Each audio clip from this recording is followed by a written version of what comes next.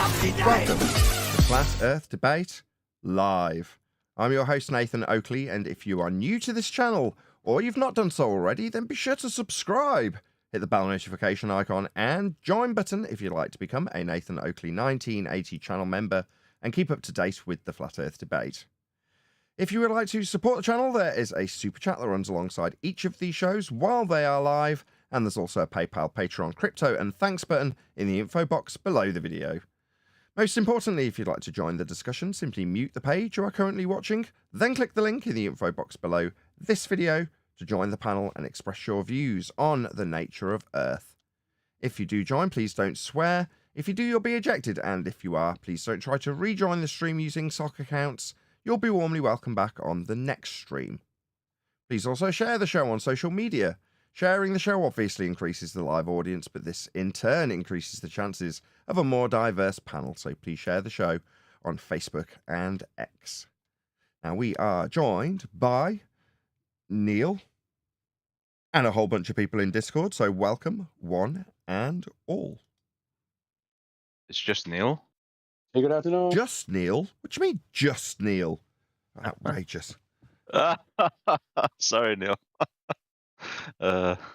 Yes, we have the great Neil with us. That's correct. How you doing, Neil? It's... Well, that's good to know. I'm going to be leaning on Discord, it seems.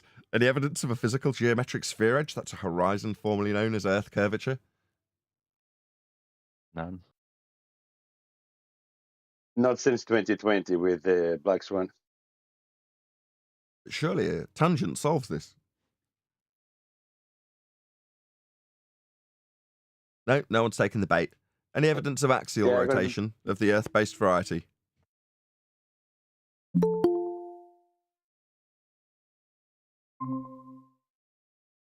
Gonna need a flat plane for that. You are going to need a flat plane to a certain axes.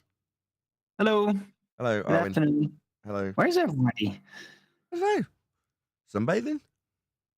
Huh. Who knows? Sunbathing. Who knows? We're running a live show. Let's not concern ourselves. There's plenty of people here. A whole Discord full of people. All right. Any evidence of the distance to the sun? Well, I can't see it right now, so does it, if you can't see the sun, does it still exist? Any evidence of the distance to the sun? Any claim of a distance to the sun will need an elevation angle for it. Yeah, but that won't give you the distance. And the radius value, right? Of the sun that you're looking at? No. No, it requires a radius value of the Earth, wasn't it? To infer that you can have a distance at 93 million miles, then you're going to need a whole string of assumptions. First, you'll need a calculation that gives you the differential between eye level and surface level to infer that there is a geometric marked with an X labeled horizon position below surface level inferred to be Earth curve. Now, based on the geometry of said sphere Earth radius 3959, you can then take that radius, superimpose it onto Venus, and then take Kepler's third law of interplanetary motion to derive all of the scale of the known universe at 93 million miles for the sun. Now, in order to do that, the first thing that you started with was a flat Earth. So no, hopefully that's clear enough for you, Owen. We move on. Where did I hear that then? What the freak? He's just cursing at his car off mute. We'll just move on if that's okay, Owen. Any scientific evidence of gravity? No evidence, but there's evidence of a freaking boot on my car. Oh, you've got a clamp. Son of a bitch. Okay. Did you park somewhere you shouldn't have? I parked in Subways to go right next door to Chick-fil-A to pick up an order. I said, the tow truck guy's here, so I had to pay him $75. I said, how do they know I'm not buying anything in there? He goes, they're closed. Oh, you got to be kidding me. $75. Anyway. Have you got it taken off? Yeah, I had it. I got to do a delivery. I had to pay him freaking $75, take a boot off the car that I just missed by a freaking minute, actually. He Extortion. said I was going to tow you. Oh, at least he didn't tow you. Get out Yeah, of Dodge thank quick God. sharp. $75 lighter. I had a similar thing happen in London. I went and did a service call for a rich client. It was Al McPherson's husband. I won't bore you with the Al McPherson story, but the job itself involved me just rewiring up a hi-fi in a really nice part of London. And he gave me a 50 quid tip.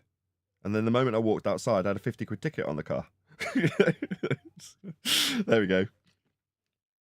I suppose there was no tip.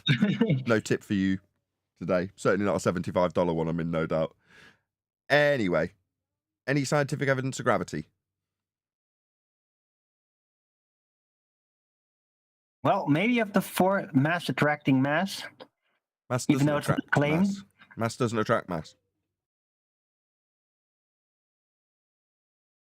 About those experiments, yeah, I'm going to call them experiments just to diss you, of like some ball being attracted to a mountain side or something. You can show me that occurring naturally. I'll buy whatever you've It's got to sell. officially like on Wikipedia, right? There are cases where they do say like, yeah, this mountain somewhere in, where was it? Somewhere in Sweden, or was it in Denmark or something? That's supposedly. I'm sorry, I've got to cut Was you it off. I've got to read mass Retro Bill's attracting super chat. I'm really sorry, Arwin. Retro Bill says, I've already read this in advance, which is why I'm chuckling. Friday fun fact. If you watch The Matrix backwards, it's about a guy who quits drugs and finds a job. That's hilarious. It is when you think about it. Yeah, the worse his drug habit gets, the more he goes into this fantasy world. Very good. Thank you for the super chat, Retro Brill. That's really tickled me. Okay, let's move on. Any single viable hypothesis from any of the fields of astronomy, cosmology, or astrophysics? Nope. They could, but they Those are don't. not the natural sciences. Those are pseudosciences. They are pseudosciences, that's correct.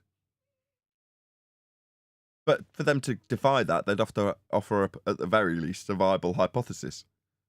Hence, we're asking for it, because they claim to be over the, the banner over their door is claimed to be science.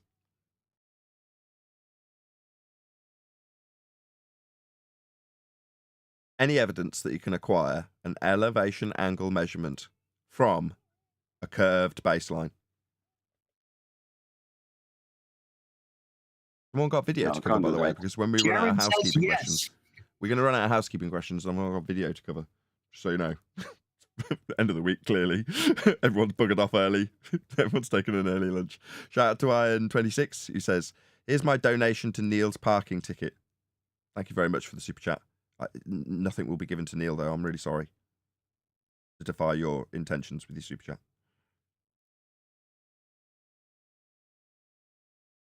Elevation angle measurement from a curved baseline? Anybody at all? Well, didn't No, that's Jared not say even it was geometry, man. perfectly fine? I had two people at once. As I haven't heard much from Jorge Arwin. Go ahead, Jorge. No, that's not even geometry. You can't do that. That's not part of geometry. You cannot have an elevation angle from a curved surface. You need a horizontal baseline in order to do an elevation angle from. Right, like on screen right now. Go ahead, Arwin. Oh, couldn't you use curved geometry to do it? No. The inference that you've got... Not for elevation. No. No, exactly. Gas pressure Why not? requires container, says Bible U. We haven't got there yet. Jumping the gun, Paula. Any evidence of a self-perpetuating molten iron core at the centre of a presupposed spherical Earth?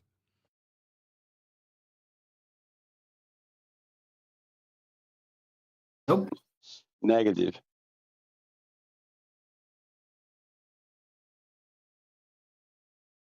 Are you even going to try to test it again? What, You think? off a flat plane with P waves and S waves? Yeah. Yeah, if you're going to claim any of this, you're going to have to. You're going to need to have a baseline to do so. A flat plane. As Paul has already answered it in the chat.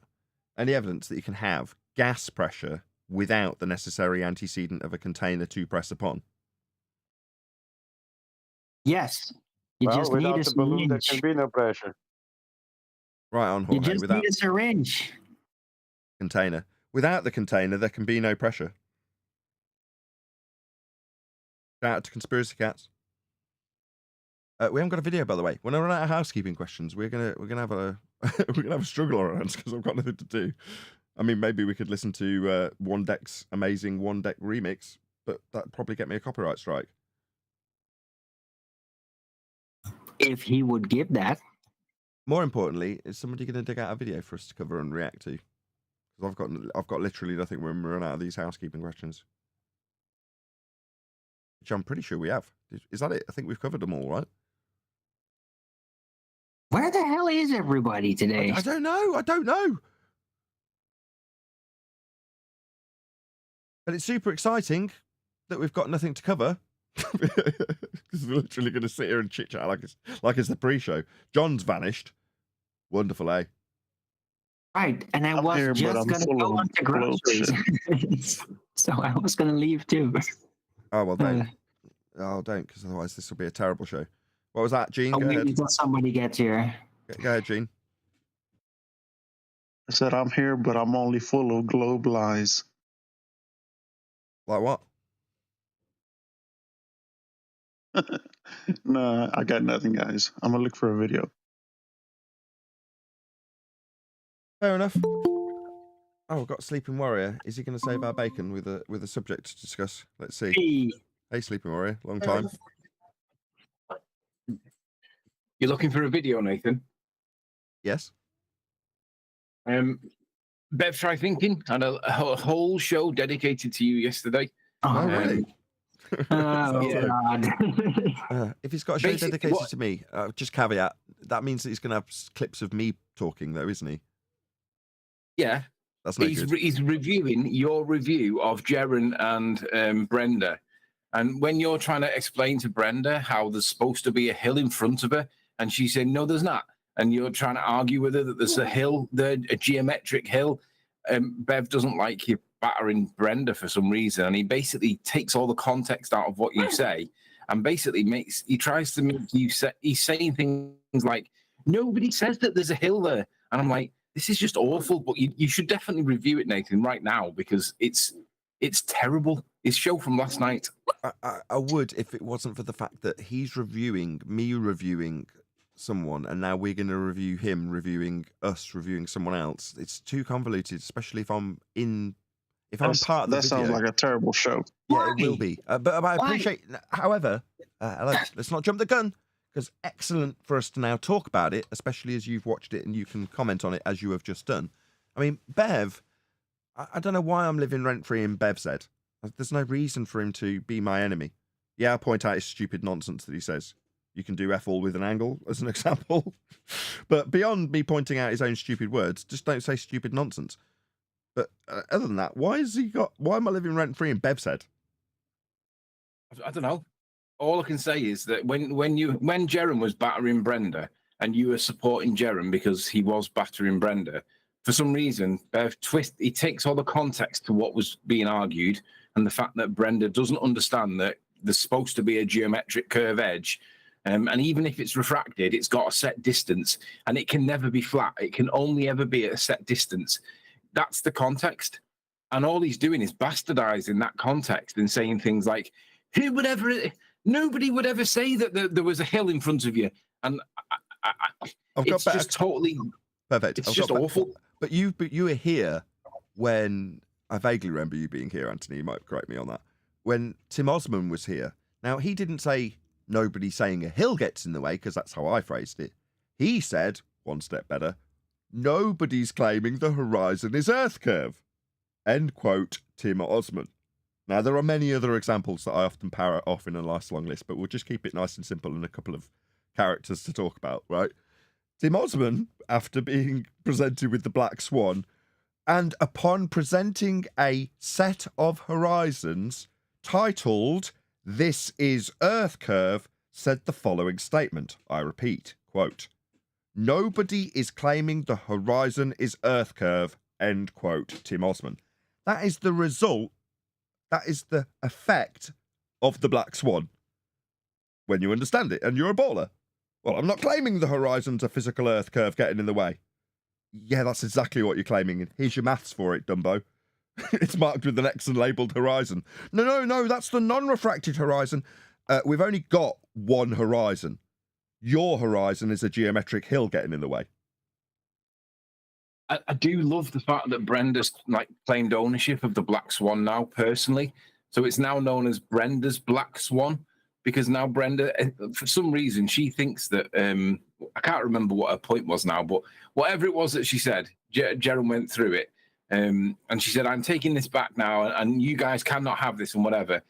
And like, we're all happy to leave it with Brenda, because if Brenda's going to put her name to it and not misunderstand that it's about the distance to the horizon, whether it be refracted or not, and it's not the leading edge of a sphere, it's not geometric. If she doesn't understand that point, and she now wants to claim it as Brenda's Black Swan, I mean, aside from good alliteration, it's a really good way of demonstrating how ball earthers still don't understand the bloody argument. And then you got Bev attacking you based on your trying to explain why Brenda doesn't understand it. And I'm like, the tone in his voice, he was so aggressive. It was like he was losing his temper, and you weren't even there to lose your temper with. And I'm like, why are you doing this? You are literally, I don't know what's wrong with him. There's something not right with him. I don't know. You are living rent free in his head for some reason, and I have no explanation for why. Oh, well, I mean, I don't know. I have no idea either. I don't give much thought to Bev. You know, it's more understandable. I'm only pondering it now because it's more understandable when it's some baller that is having their paradigm taken away from them with some argument they can't overcome. But that's not the case with Bev. He's basically just a flat earther with a unique selling point that he denies Earth's flatness based on topology changes with reference to a flat baseline. Well, okay, well, if that's his stance, so he's got his unique selling point, then great, good for you. Now, if his objection is, I don't like you saying the part where you claim I'm a flat earther in that, oh, well, never mind. You don't have to like it. What Bev's doing, Bev's having a conversation with only himself. There is nobody else in Bev's conversation because Bev conflates the word smooth with the word flat. Now, nobody in this topic denies mountains and valleys. I've told them this many times. No one denies that. We all accept that. The point that Bev seems to ignore is that if you go from one side of the states to the other side, east to west or west to east, yeah, there's mountains and valleys in the way, there's relief, there's terrain, we all accept that.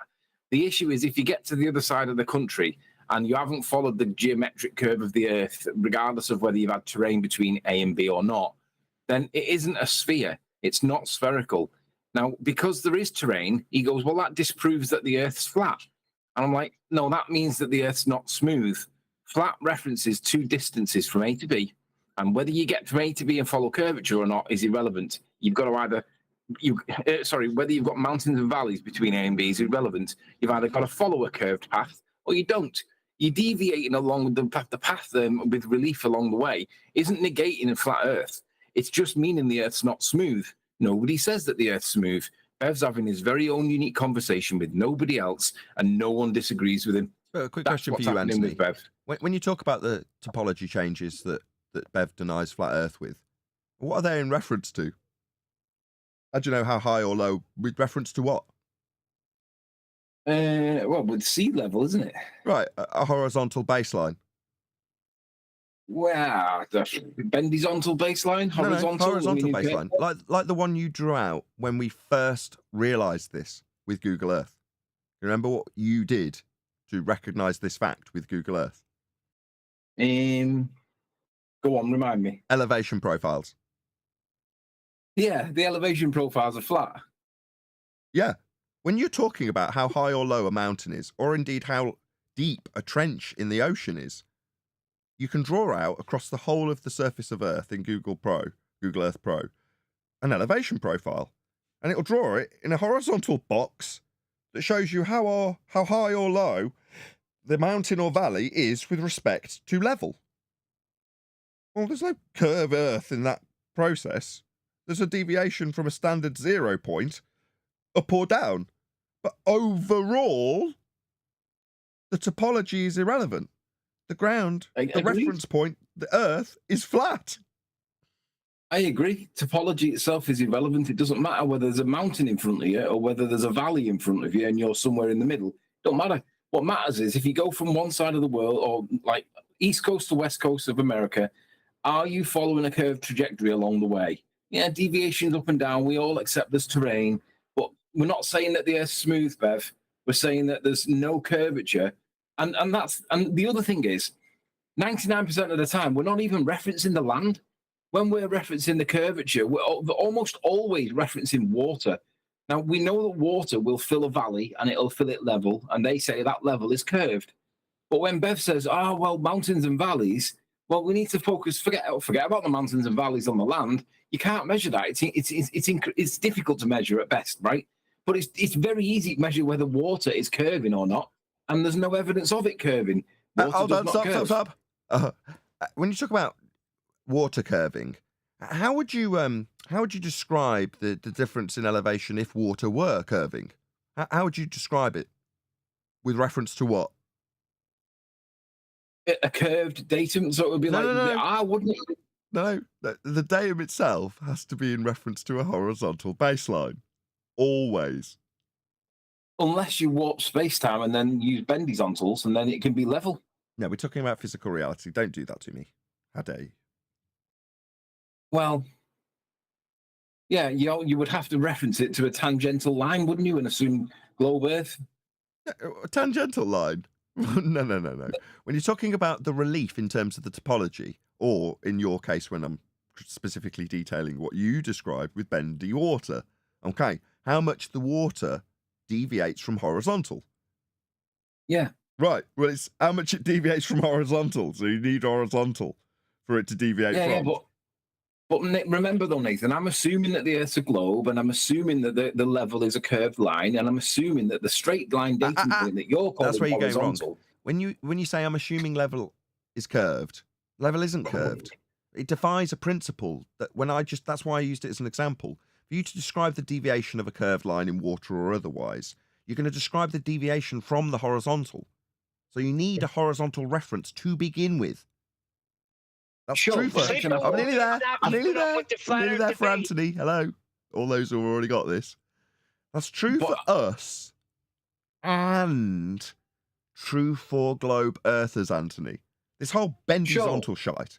That's wrong. But Nathan, I've got one cherry-picked dictionary definition that disagrees with it. I know that 39 other dictionary definitions all say the same thing, and that level is a straight line. But I've got that one cherry-picked one that supports my argument, and because of that, I'm going to simply rely on that, ignore all the other ones, and claim that that's perfectly acceptable to curve the straight line and call it level. It is until your mathematics and the geometry thereof has levels that are level in order to reference the maths and geometry of your curve.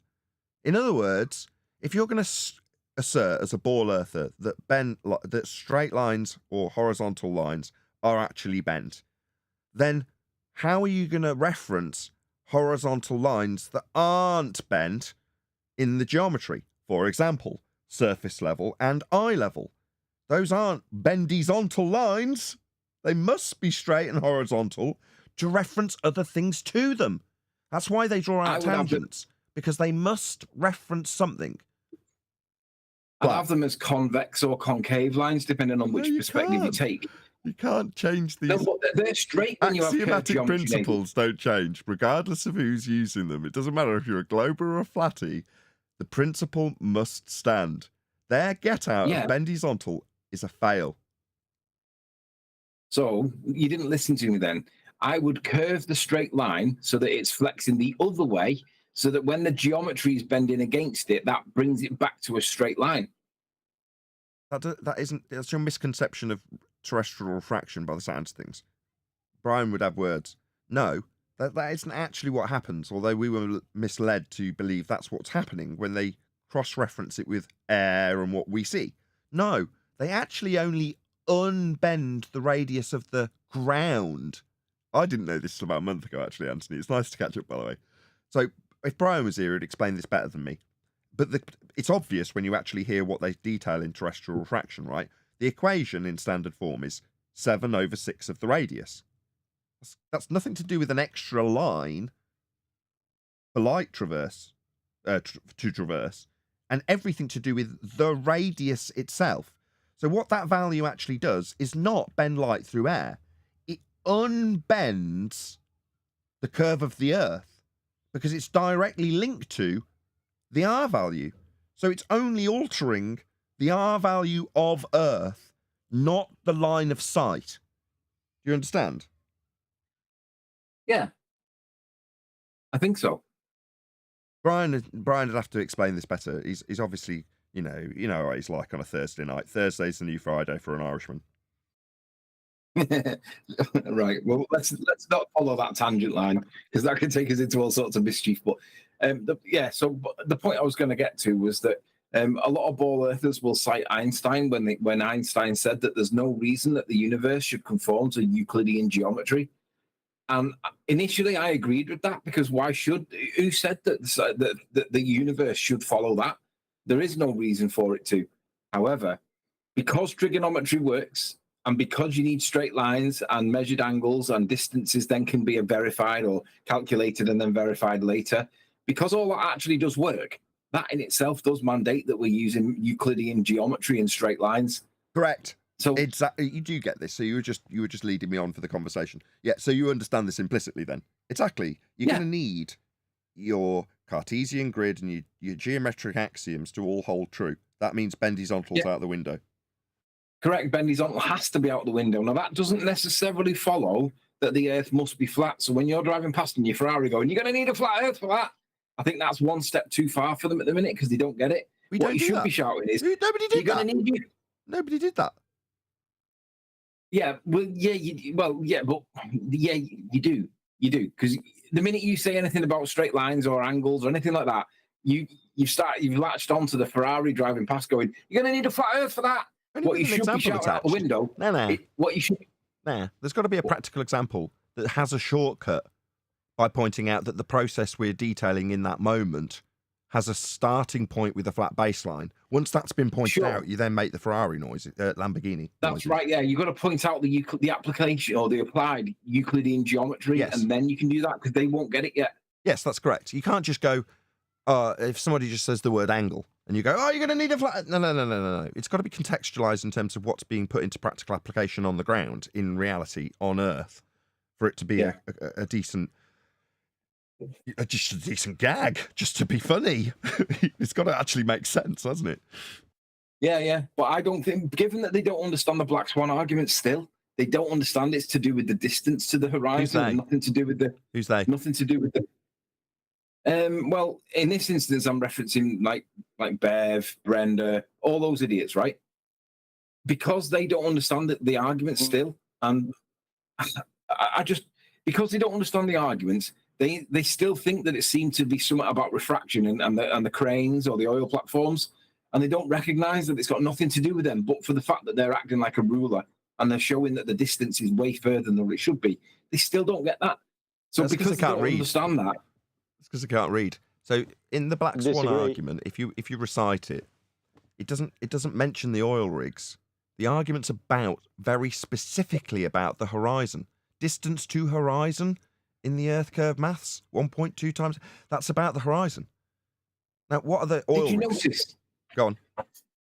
Did you notice that when Brenda tried to challenge Jaren on that point, when she had it actually on screen and all she had to do was actually read the words that were on screen, not only did she stutter and stumble and fluff it, it went a bit further than that for me, because if you watch her facial expression, cognitive dissonance is that thing where you can't accept the evidence that's presented before your very eyes because it makes you feel that uncomfortable. You just reject it out hand. Well, Brenda was basically doing that. It was like that scene in Liar Liar where he's got the pen in his hand, is blue or red, whatever it was, and he was trying to deliberately lie and he was trying to say it was a different color, and he couldn't do it because he had to tell the truth. Well, Brenda was doing that when she was trying to recite the Black Swan argument, because she just couldn't say the words that were on the page accurately to make the point. She had to stutter and stumble it and fluff it up so that you filled in the gaps for her on her behalf, because she just couldn't say it. If she had to actually say it, if she spat the words out the way it was written, she wouldn't be able to deny the first part of it, which is what she ended up doing, and then denying that we live on a spherical Earth. And when Jaren pointed it out to her, and you pointed it out to her, she still doesn't understand it. And the facial expressions with her being on camera was just beautiful. Check it back. Go back and watch what she does. It's the most Anthony. uncomfortable. Go on. She would have to relinquish her belief in a globe if she read it out the way it's supposed to be read out. You're right on point. It was the personification of the most uncomfortable example ever of a ball earther citing back an accurate recite of the Black Earth of the Black Swan arguments. You could see her, and you could see her struggling so bad. Honestly, just play it back and watch it. She can't do it. It's brilliant. We watched it. She called the geometric horizon the genetic horizon. But when she was trying to get it to Jaren, like, she couldn't even get the words out. It's like she was like trying to speak French or something, and Jaren knew what she was trying to say, and he just glossed over it because he, in the heat of the moment, he was. Oh, you read that wrong. No. What I perceived was Jaren reading weakness. I perceived he glossed over it and just allowed her to fluff it up and then address the point. That's what I mean. No, that's what I mean. In that moment, he allowed her to fluff and stutter and stammer his way around it. But I perceived by his actions thereafter that he just perceived weakness. And it stamped her down and said, "You've got 1 minute to respond." It was just epic. It was great. It was absolutely brilliant. Maybe I'd have to watch it again. Devastating point. But the beauty of this thing with Bev last night is that whilst you were giving Jaren praise for the correct demolition of Brenda on that point, for some reason, Bev's got to try and stamp all over it and say stupid things. And I'm like, the context is destroying Brenda with paraphrasing because Brenda doesn't get it. There's only so many times you can tell somebody A, B, and C, right? And if you don't understand A, B, and C, you've got to think of another way to explain A, B, and C. And you were trying to do it in a different way because she doesn't get A, B, and C. And Bev's jumping all over you saying, nobody says E, F, and G. And it's like, yeah, that's because Brenda doesn't understand it in its normal, like the way it's normally said. And I was just like, what are you trying to do, Bev? You kind of like, you're trying to attack Nathan because Brenda is too stupid to realize that she's wrong. And Nathan's dumbing it down in the best way that he can with a paraphrasing because she doesn't understand it and you're attacking him on the paraphrasing. What is wrong with you? Don't you understand this? Yeah, but That's Brenda a says that freaking the peace idiot. statement on the Molestolans is wrong. She disagrees with the statement that the Earth is a sphere with a radius of 3959 miles. She disagrees with that. She says she owns that argument now. So she's basically admitting that the Earth is not a sphere with a radius 3959 miles. Correct. That was her So opener. stupid. Exactly. Her opener was to say the peace statement's wrong. All right. Well, the peace statement says Earth's a sphere with the exact And you radius jumped all you say over it that. is. And do you know what? It's beautiful that I don't know why she would do this. It's literally putting a gun to your own head and pulling the trigger, and she doesn't realize it because like that. But it was beautiful, and I just You actually have a term I'm for just that. It's called bull-jitsu. Bull-jitsu. I like that. Hey, that's a good one. We need to get a lexicon together. I remember Infinite Plane Society did this. I've nicked a couple of his terms, actually. So the tip of the spear, I nicked that from him, along with this that I'm going to steal now. So credit where it's due. But yeah, we need to get a lexicon together, like some of these terms that we use. The other thing I thought was very interesting was that when she was criticizing the moon, and Jaren said, like, I don't know what the moon is. And I totally agree with Jaren on that. I don't know what the moon is. And neither do they. Is it a concrete noun or is it something metaphysical? Who cares? But they've got all these maths and calculations and trigonometry, which is all applied Euclidean geometry, where straight lines do exist. And you got Brenda here bending the horizontal and making it into a curved line. And it's like, hang on a minute, you don't see the paradox here. On the one hand, you're calculating the moon and the distances to the moon with beliefs and all this, but you're using Euclidean geometry and you're insisting that it's 240 to 280,000 miles away. And they don't see that paradox. But Brenda was saying, like, that's where I get to do my car. You're going to need a flat earth for that. Yeah, well, I'd say, hang on, Nathan, you're going to need Euclidean geometry for that. Yeah, flat plane. Yeah, don't make too much of a jump because they'll not get it. Most people won't get that. You jump You'd in a already step there. done it. Yeah, we are live. People can hear you. I know. But the other thing that I thought was interesting was when she was saying, well, why is it that it's like she basically brought up like a newbie argument, which was, why is the moon upside down for someone in Australia? And Jeremy was like, what the hell are you talking about? Why? You've been in this topic that long that you must surely know the answer to this. And then she started saying something like, yeah, but we only ever see the same face of the moon. Well, libration shows that we don't. And libration is a word that they use to describe what they call the elliptical orbit of the moon around the Earth, and how we see slightly different more of it on one side of the year to the other side of the year where we see slightly less of it. But for me, libration is the reason why when you're looking up above us on a flat plane and it's showing you a little bit more of one angle and a little bit less of another angle, libration is not libration. It's actually the proof that we're seeing the other side of the moon. Not all right, we're not seeing all of it. But how much would you expect to see if it was like, I don't know, just say for argument's sake, 39, 59 miles high? Not saying that. I'm just plucking that number randomly out of the Earth. But if it was 39, 59 and it was a solid object, you would expect to see libration. Hey, what do you know? We do see libration.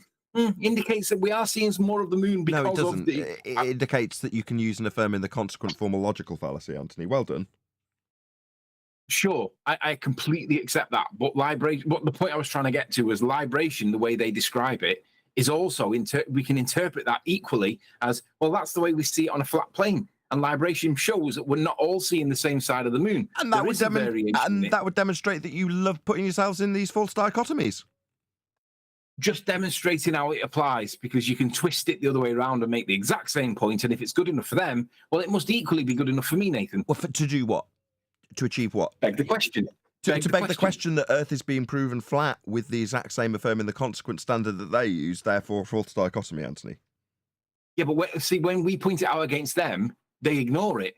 But if you point it out against me because I'm applying it but twisting it, well, that's their standard that I'm applying, and they just accept it. But you're quite right to point that out. I am twisting it, but that's what they do.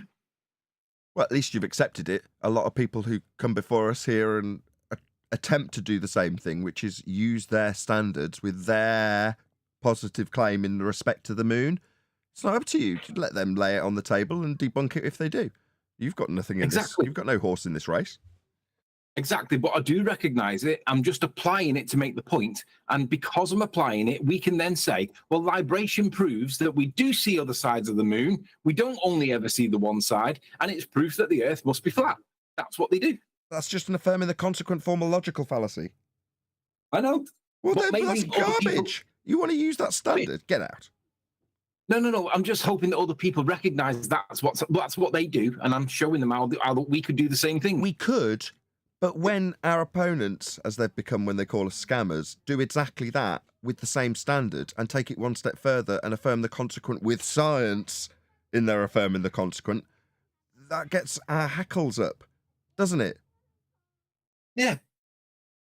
Right. Well, when you do it, the same thing's going to happen, regardless of you being a close friend. You know what I mean? Sure. Yeah, but I'm not arguing it with sincerity. I'm making the point that I can just twist what they say the opposite way and say, well, we do see the other side of the moon. Libration proves it. And you couldn't prove or disprove that.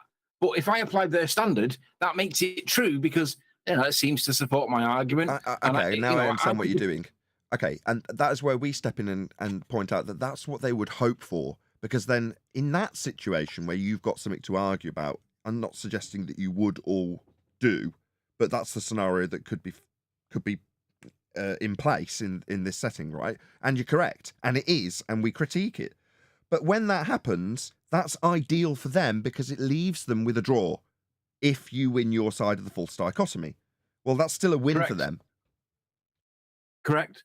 And I found it astonishingly hypocritical when Brenda was basically arguing for this moon argument, right? On the one hand, she's arguing for the oil platforms and the amount of refraction and how it's all distorted and all sorts of mischief going on at the horizon, right? Totally the atmospheric refraction effect, right? But when it comes to the moon, she assumes that there's no atmosphere whatsoever because she assumes that when the moon's doing something in the sky or whatever, she assumes that there's we're looking literally at the moon and we're not looking at any kind of exploding, like zoom or atmospheric zooming or what. There's no. She negates all effects of the medium that we're looking through, and she thinks that we're looking at it as in its purest of forms, as if we are in a vacuum. But it's directly opposing the argument that she applies when she's talking about Black Swan, where she jumps all over the refraction, and it's refraction, refraction, refraction. But when it comes to the moon, never mentions a word about the medium. Yeah, the double speak is obviously being highlighted, but the refraction rebuttal isn't a rebuttal, it's a debunking. The moment you say the horizon's refracted, it's not geometric anymore. End of their geometric assertion that it is Earth curve. I agree, but remember, Brenda's using refraction as the rebuttal, not as the debunk that it actually is. She's trying to say that the cranes are all distorted, therefore refraction, and therefore we're flattening out the curve. So she's using that refraction argument as a rebuttal, even though we acknowledge that that's the debunking of the geometric horizon point. No, she can't. Once she does that, it's over. He can't. We know that. Understand the argument, but Bev doesn't understand the argument because he thinks that talk about the hill and all that. Oh, bad. But yeah, the minute they say refraction, it debunks the notion that the leading edge of the sphere is what boats are dropping over, as per Galileo when he made the claim, and all that calculations and all that nonsense. It's all out the window if it's all perceived by subject to atmosphere and distortion.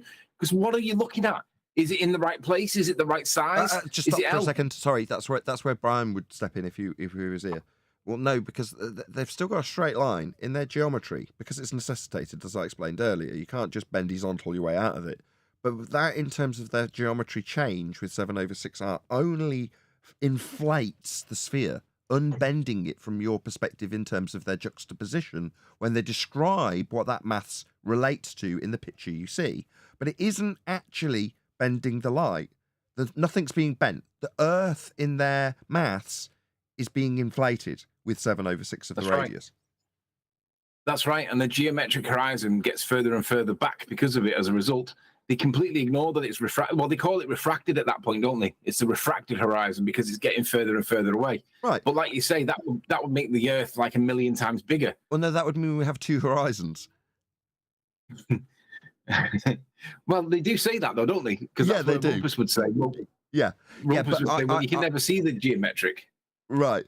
But that's how I respond. We only have one horizon, and the horizon in their begging the question proof of nothing perspective hijacking Earth curve calculator is geometric and was claimed by Rumpus to be blocking the bottom of the Isle of Man. Enter Rumpus to lie about that fact 3 times and get banned forever. I have nothing. I have no rebuttal to that. Yeah, he could only lie. And deny But that you he have claimed to lie to bluff. and deny that he claimed there was a hill block in the Isle of Man, which he explicitly lie. stated. This is why you have to lie to be a ball earther. You Yep. have to lie. Yep. And someone pointed it out when I detailed this when the last baller did the exact same thing. I think it was a Kumu virus or someone similar. I think it might not have been someone else after a Kumu did the same thing. They get to the point where they have no option but to lie or become a flat earther. I mean, there is another option, but obviously they're not going to do that. So they're left with no option. They only lie. They can only do that. Yeah. That's what they've got. So they end up getting banned. And that's why they won't join. Not because Nathan's got his mute button, but because if they get narrowed into that corner, they get kettled into that corner where they're going to get battered because they know they're going to lose. That they can't put themselves in that position, but they need an excuse to not go in there. So what's the best excuse that they can find? Oh, Nathan and his mute button. Problem is, they all acknowledge that rumpusing is a thing because they do it too. Well, if we go into them, you get put on mute, they speak over you, they continually have their gain so high that they interrupt you at every opportunity. So that's essentially the mute button. They do the exact same thing. Why is it? Because they can't have you winning. They don't want you to win, so they demonize you instead. That's their tactic. Yeah, I don't care. In that regard, who cares? The door's open if they want to come in. Right, we do actually have a video to cover today. Somebody provided this. Somebody did say, but it's now gone past on the... I'm sorry to I'd thank you if I could remember it was 20 minutes ago, so my bad. But somebody did actually suggest this in the Master B chat. So this is by Pegasus. Okay, fair enough. So there's going to be a link going by in the live stream chat as we speak. And if you could, let this videographer know at Nathan Oakley 1980 sent me and leave a positive comment, something nice, something that won't get immediately removed. Just to let him know that we responded to his video in the vain hope that he would do the same in return and put a link to at Nathan Oakley 1980s videos so that we get the algorithmic love we are deprived of by YouTube. So that is the selfish motivation for asking you to go and let him know that we sent you with a little comment that says, at Nathan Oakley 1980 sent me. Go on, whoever's determined to screw up my link. On that point, Bev Try Thinking is now getting his own viewers, like however many was watching, to come over to Nathan Oakley's channel and say something generally quite positive so it doesn't get deleted. He's literally taking your words. So Nathan, just so that you're aware, Bev Try Thinking sent me. You're saying Bev's telling people to go to other videos saying Bev sent me? Good for him. I nicked it off Russian vids. He's nicked it off here. But I nicked it off Russian vids. That's okay, but he's nicked it off you. Yeah, we've reappropriated it. Yeah, I mean, good stuff's good stuff. Anyway, just so you know, Nathan, I came because of Bev. Bev sent you, eh? How ironic. Well, that's how it should work. Good. Yeah, I mean, if we were covering Bev's video, which I'm sure we did, we would have said the same thing. Let Bev know at Nathan Oakley 1980 sent me. And if you get there and you're watching a video that you wouldn't have already watched, in this case, Bev, just for example, because we're talking about him, he's obviously received the comment, he's obviously received the view, he's obviously potentially got the ability there and then to capture that person's interest and get a new subscriber. Same with every single videographer that we ever send anybody to ever. That is another potential person to subscribe to you. Now, I don't directly tell people to do that because that's up to them, right? If they like the content, if they get to Bev's and go, actually, this guy, man, wow, knows his geometry, and you'd be right most of the time. Well, if you then click the subscribe button, that's a benefit to Bev. Likewise, Bev is sending people to me, and they get here and go, well, while he's been demonized by our guru Bev, actually, this guy's speaking a lot of sense. This Anthony Riley really knows his stuff. Have officially made their comeback on Twitter.com. Recently, a tweet went viral where this guy apparently proves that the Earth is flat. He actually claims that there is zero evidence that the Earth is round, and he's attached like a bunch of videos and a bunch of evidence to corroborate his theory. Now, I know that this is Twitter.com and it's not meant to be taken seriously, but the amount of people that actually believe this makes me want to actually think that the Earth is flat. Well, based on consensus of how many people believe it. I mean, that's very telling straight away off the cuff from this dude. He's got a lot of subscribers, it's got to be said. But so you're saying you may change your mind solely based on the consensus? I mean, that's sad. That really is very, very sad. So if lots and lots of people got together and told you that dinosaurs still existed, / existed at all, depending on who you are, you'd be like, oh, right, okay. So I'm going to start looking in caves for these dinosaurs that do exist. So many people say they do. Yeah, did you never have this example when you were in primary school? So if Billy said you should jump off a cliff, or if Billy jumped off the cliff, would you follow him? Did nobody ever say that to you? Clearly not. This guy reminds me of he was that guy from Australia with the nail varnish and the long hair. Planner Walk. He reminds me of Planner Walk. He's one of these fresh out the gates or fresh out the traps kids that's come to the topic. Thinks he knows everything. How long is it going to be before he survives or crashes and burns? Not going to be long, is it? Let's be honest. But go on. Just so I can walk off the edge. Buckle up and grab. He literally gave that example immediately after. Epic. Absolutely epic. So I can now walk off the cliff of consensus. Well done. Grab some popcorn. This is a very long tweet. The release of the P900 camera with infinite zoom is why there are so many flat earthers now, by the way. I've done. Really? Would you ascribe... This is Owen Benjamin's tweet, by the way. If you're unfamiliar with Owen Benjamin, tough luck.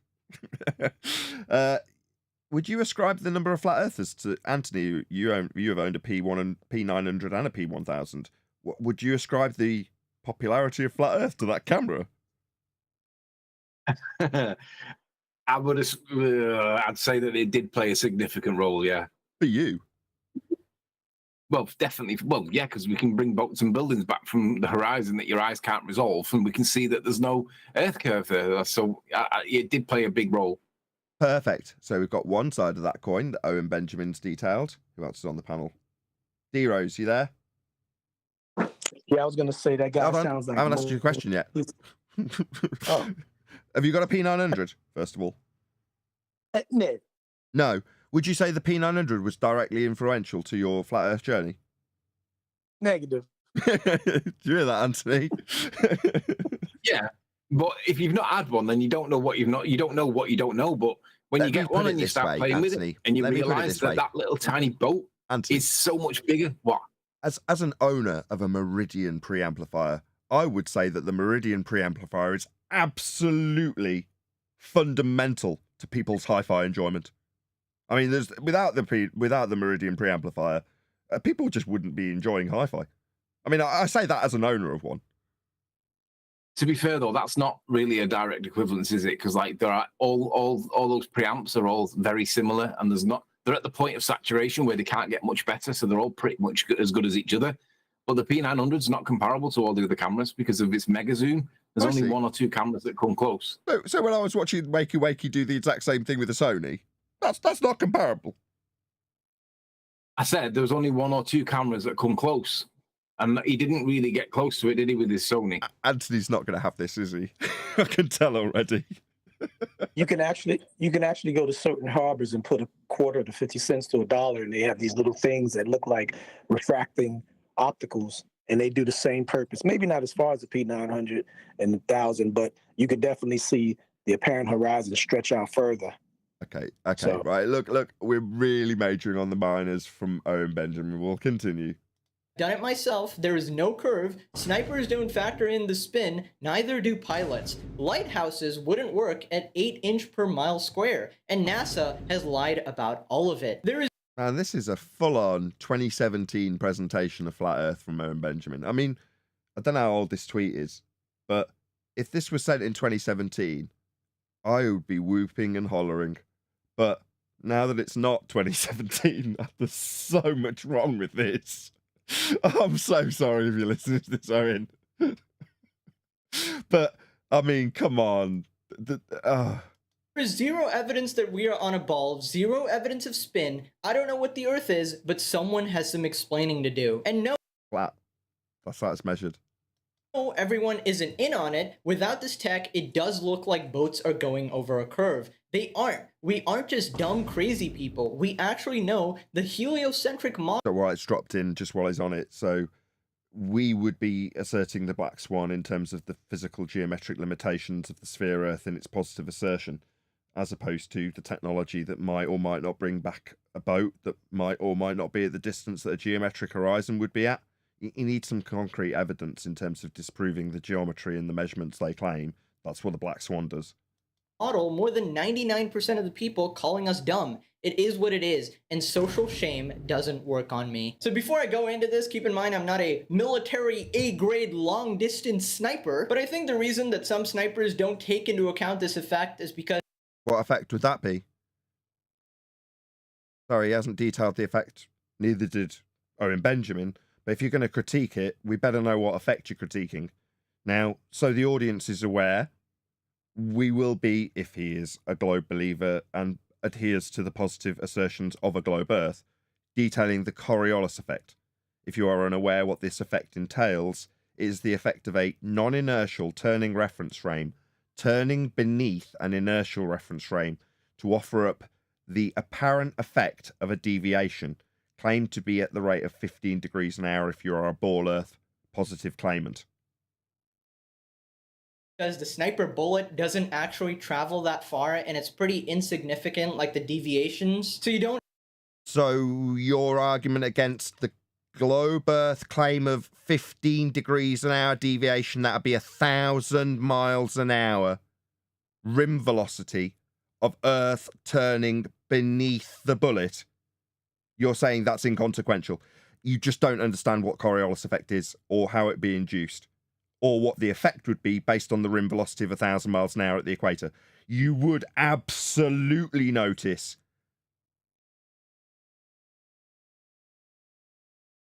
Don't actually need We don't. There is no deviation. Earth isn't turning underneath anything to account for it to hit on target. Now, some people in the replies are claiming that they're actual snipers and saying that they do actually take it into account. If you're an actual sniper, claiming in the comments that you do take into account Earth turning underneath gunfire, then you're claiming But I that wouldn't know Earth because turns underneath your bullet for you to have to account for it. Now, if Earth turns underneath a bullet, as is being claimed by your commenters, then Earth turns underneath aeroplanes at 1,000 miles an hour at the equator, and you'd absolutely notice. For example, if you had a flight from Charlotte, North Carolina to Los Angeles, then the flight, which currently takes 4.5 hours, would only take an hour and a half because Earth would be turning underneath the plane, the same way your commenters say Earth turns underneath the bullet. We all clear? Who wanted to add something? Go ahead. They're saying, like, he's saying they don't have to count for it, the snipers, because it's a short distance, but I think Neil Smoke deGrasse Tyson has a different idea of that when he explains how the football went into a net due to Earth turning underneath it. And if Earth's turning underneath Neil deGrasse Tyson's football and Earth's turning underneath the sniper's bullet, then Earth is turning underneath aeroplanes, and it would shorten flight times. That doesn't happen. I think their rebuttal to that is they say that it only applies on east and west trajectories. So if it's east or west plus or minus 1 degree, then it's not Coriolis because it has to be east to west, and that's not east to west. They ignore it for the rest of it. Sorry, that's not Coriolis effect. Yeah, but that's their rebuttal when you say that. Well, then they don't understand what Coriolis effect is. Coriolis is an effect that you can only observe as you, the observer, turn underneath things. I know.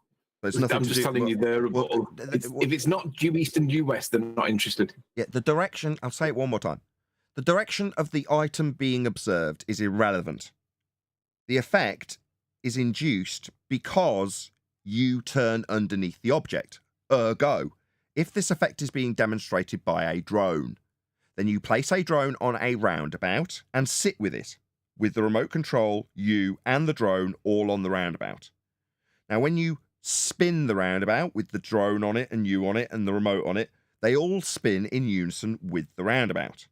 When you launch the drone and make it hover, you turn underneath the drone. But it appears to come towards you and go away, come toward you, go away, come toward you, go away. That's Coriolis effect. The not actual deflection of the drone because you turn underneath it. If this is applicable to Earth, then to have Coriolis effect, we must turn underneath bullets that are in the inertial reference frame, footballs that are in the inertial reference frame, aeroplanes that are in the inertial reference frame. Because to have the effect, we must observe them turning underneath in the non-inertial turning reference frame required to describe Coriolis effect. So therefore, finally, get to my point, detailing the trajectory of the plane or the accounting for any deviation is to demonstrate that you don't understand how this effect works, because the effect is only capable of observation as you turn underneath things.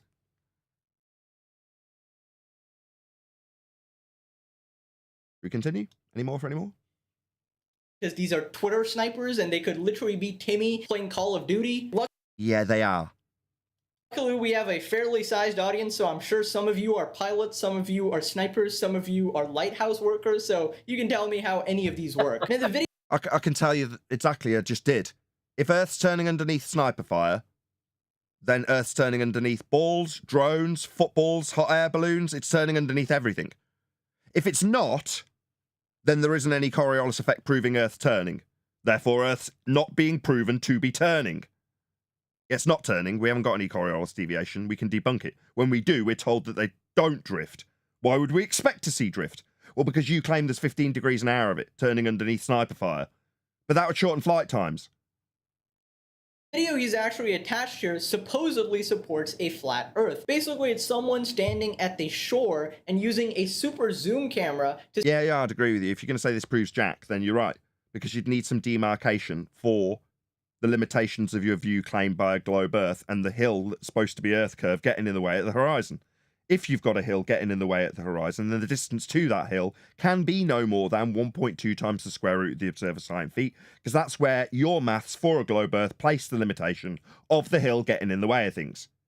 The distance to the horizon in the black swan, denoted by the two oil rigs at set distances that we know, puts the horizon at about 10 miles or beyond, because that's the furthest distance to the oil rig, and the horizon is beyond those oil rigs. Now, the distance to the horizon in your Earth curve math says it's at 1.2 miles, not 10. Therefore, it's not a hill, because hills don't pick themselves up and put themselves behind things they're supposed to be in the way of. That's not how hills work. Now, we can demonstrate a debunking of the claim that the horizon is a hill called Earth curve, blocking boats and buildings. It isn't. We debunked it in 2020. As for super zoom cameras, unless you've got some physical demarcation, got there in the end, for the items in the view of the super zoom camera, then it's meaningless dross from 2017 flat earthers that didn't know what they were looking at and didn't know how to prove or debunk anything. To see one of the ships that have sailed. How far's the ship?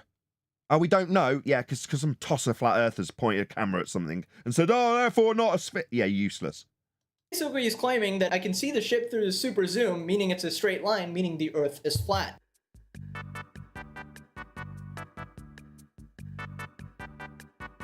Yeah, we've already conceded. Garbage from flat earthers, amateurs. Yeah. Boy, have we come a long way. All we're doing now is seeing boats disappear as you zoom out. Yeah, hashtag shit shrinks.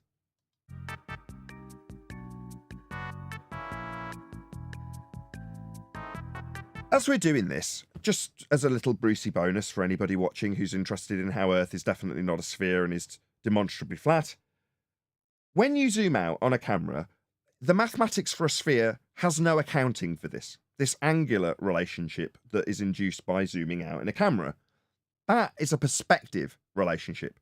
Now, in the begging the question, proof of nothing, perspective hijacking Earth curve mathematics, the view, and the maths that denotes the view, is in orthographic. That means side on, looking at the side of your own head, fondly termed in the lexicon of flat Earth debate, Muppet vision. Because you see in the side of your own head, you don't see the side of your own head, but what that actually achieves in the maths is that the item being described, in this case a boat, is described with a meter or feet value that does not change with distance. So this boat in the maths for Earth curve is 30 feet. Now, as we zoom out, in the globe Earth maths, this boat, now smaller, is still 30 feet. Now, given that if I claimed that the bottom of it, and I'm not going to go through the necessity to detail why this happens, because I've got no claim in this regard as a flat earther, but they're saying it's Earth curve, and now we have a point where we just see the sail. Therefore, Earth curve's got in the way, with your angular limitation that precludes descriptions of things getting smaller. Because in your maths, this is still a 30-foot boat. Now, when we zoom out completely, and it vanishes entirely, it's still a 30-foot boat. Well, it's disappeared entirely. Surely we need a better way of describing how this boat represents itself visually. Yeah, its angular relationship, perspective, excluded and indeed hijacked by Earth curve mathematics. We don't see the side of our own head, and things change their angular relationships as they disappear into the distance. They don't remain the same in feet and inches, because that's an arbitrary value we ascribe if we run a tape measure up it, which you're not doing when you're looking at things with optics. As a bonus, shout out to Lumpy Gas and a Vacuum, then whoever was trying to get a word in can. Nathan, if I were rich, I'd give you more. Oh, thank you. Let's give a little heart to that. Thank you very much, Lumpy Gas and a Vacuum, for your support. I really appreciate it. Go on, someone from Discord was trying to get a word in throughout that whole little rant from me. 108 people watching, please share show. No? Just someone on hot mic, right? Fair Come enough. on, Discord, pay attention. Now, the problem obviously is we literally have no idea where these videos come from. Are they fabricated? Are they real? We have no idea. But what we definitively know is that the Earth is absolutely round. We literally have no idea where these videos... That's it. So your standard is, I know it's round. Well, isn't it interesting that he questions whether or not the videos are sincere and genuine or not? Yet when it comes to things like NASA's moon video and all the NASA paraphernalia, does he question that as well, or does he just accept it because it's NASA? He would just say something like, well, when it comes to their pointing out foibles and plot holes and continuity errors in NASA stuff, they're right. We don't know if it's fake or not, but we know Earth is round. That would be his argument. It's a baseless assertion, in case you hadn't picked up on the type of fallacy he's employing. No, we don't know if these pictures of unicorns are real. They could all be made up, but we know that unicorns are real. That's his argument. I don't think that he would say that. I think he would just auto accept that NASA's credible, reliable, and not going to possibly lie to us for any possible reason, like $55 million a day kind of reason. I think he'd just accept it. It's called Stockholm Syndrome.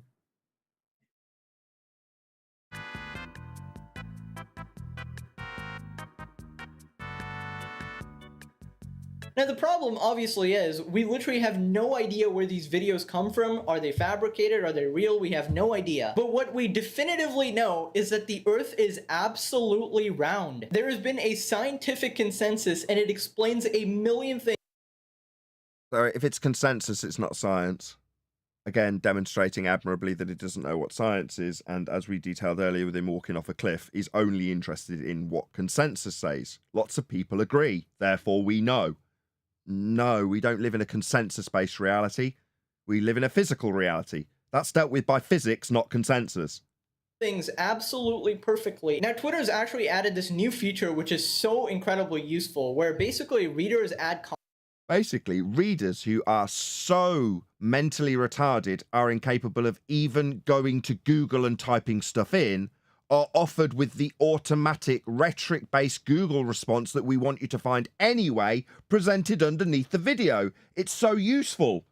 I literally need no brain power at all to just absorb the information already presented. It's genius. Yeah, we've got one underneath this video. Check it out. Wikipedia telling you how the flat earth is an archaic, scientifically disproven. So Wiki don't even understand that to use science would be to validate cause and effect relationships. But yet flat earth, that would be a concrete noun that couldn't be put through the scientific method, is being described underneath incorrectly as something that's being disproven with science. Yeah, that's just garbage that anybody with a modicum of intelligence would understand, but you're more than willing, as a consensus-based individual, totally subservient to whatever you read in front of you under a video. You're just going to praise that. Oh, how convenient. Context on tweets that may be... Go on. I was going to say, I do appreciate, however, that in that caption underneath the video that it says that all ancient cultures subscribe to a flat earth cosmology, which is against the typical rhetoric that we all knew the earth was a globe for forever. Yeah, I suppose you can squeeze some positivity out of the tramp stamp, as Anthony dubbed it. Misinformation or theories or bullshit, you know? The earth is round. So you wouldn't question whether or not that chunk of information was misinformation, because it's telling you about misinformation. So it itself couldn't possibly be misinformation.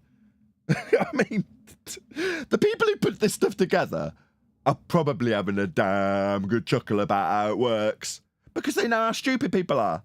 Yeah, let's put misinformation in there. Yeah? Because dumbos like this just gobble it up whole. Other Nixon super zoom cameras have been used to demonstrate... And you know what he gets in return for being a complete dumbo with absolutely zero critical thinking skills? He will be offered 1.5 million subscribers because of his inane garbage. Let him know. At Nathan Oakley 1980 sent me. hopefully worry to respond and say, how unreasonable, we do live in a consensus-based reality, I'm not a complete kirk. Then hopefully he'd put a link to my video. So let him know, at Nathan Oakley 1980 sent me, with a positive comment that won't get removed immediately, not with my sentiment that I just projected out. This fact by observing the curve occluding objects and by imaging satellites on orbit, which is only possible with a Orbit? What, you mean the derivation taken from the celestial sphere off a flat plane? You're gonna need a flat plane for that orbit. round Earth. Now, one of the easiest ways to actually disprove the flat Earth theory Right, disprove flat Earth theory. Oh, well, that would be you swallowing whole the propaganda tramp stamp that you thought was so convenient, because theory comes after experiment, after the elucidation of cause and effect, which flat Earth is not. Now, the straw man idea that we've postulated a theory is, number one, a straw man, number two, absurd, because science doesn't do anything beyond elucidate the cause of an effect if employed correctly. There is no flat Earth theory. We're certainly not postulating one. You've gobbled it up at the feast of nonsense, because that universally accepted and tasty to everybody dish has been gobbled up by you, just like it would be by flat earthers. theory is to talk about the edge. Now, Oh, is it really? What edge? You're now claiming this edge by stereotype straw man. Because no, the moment I say no, I don't claim that, this becomes your claim. So what edge? believe it or not, this guy actually goes on a million rants all throughout Twitter, responding to pretty much every single comment in existence, trying to defend his flat Earth theory. So that wouldn't be a gross exaggeration. I mean, it's not like you're a teenage tosser that's going to grossly exaggerate about Owen Benjamin's ability to respond to every Twitter response in existence. You think that's even possible? No, it's just a tosser with a gross exaggeration. Gobbled up by millions, obviously. Eventually, somebody points out, why can't we see the edge? And Sorry, somebody eventually points out that we can't see an edge. Where did you show Owen Benjamin claiming an edge? then he responds saying that the edge is perpetually... Oh, I see. Owen Benjamin responded to somebody straw-manning him with an edge, because you didn't show where Owen Benjamin claimed an edge. guarded by these, I don't know, masked cops or something. Who are I see. So Owen Benjamin gobbled up the straw man false dichotomy offered up in the comment section. Poor show, Owen Benjamin. We wouldn't have done that. pretty much all stationed at Antarctica to prevent... Really? Says who? Oh, right. It says Eric DeBay. Yeah? As evidenced by what? you from getting to the edge to see that the Earth is flat. At a certain What edge? How does an edge prove anything? point, you just cross the threshold into complete insanity. Get a 15-minute Nareva audio doing this. Why would this actually be a thing? Why is the entire universe in a conspiracy against you specifically? Why? No, don't internalize it. It's not you, the center of the universe, or Owen Benjamin, the center of the universe. It is simply measurements of the world that we endure. That's it. How we measure and how we navigate and how we observe the world is flat. Those are facts that if you are a heliocentrist globe believer, you also require. They're the very foundation of your globe belief. That'd be a flat earth to be measured in order to extrapolate out your globe faith. Shocking, isn't it? That sound like something Owen Benjamin would say? No, it isn't. It's what we say. Why does this all relate to you? What did they actually gain from all of this?